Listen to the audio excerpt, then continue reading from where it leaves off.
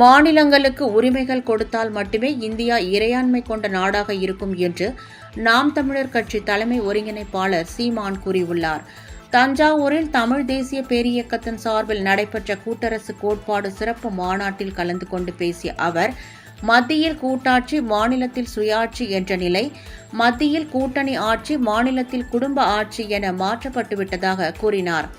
மக்கள் ஆட்சியை தன் மக்கள் ஆட்சியாக மாற்றிவிட்டனர் எனவும், மாநில சுயாட்சி பேசிக்கொண்டே மாநிலத்தின் அனைத்து உரிமைகளையும் பறிகொடுத்து விட்டனர் என்றும் விமர்சித்தார். தற்போதுள்ள ஆட்சியாளர்கள் தமிழர்களுக்கு எந்தவொரு உரிமையையும் பெற்றுக் கொடுக்கவில்லை என்று அவர் சாடினார்.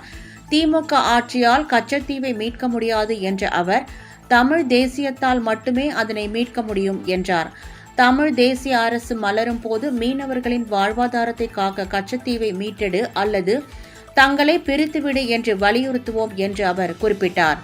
இந்தியா இறையாண்மை கொண்ட நாடாக இருக்க வேண்டுமானால் அனைத்து மாநிலங்களுக்கும் உரிமைகள் கொடுக்கப்பட வேண்டும் எனவும், இதுவே கூட்டரசு தத்துவம் எனவும் சீமான் தெரிவித்தார்.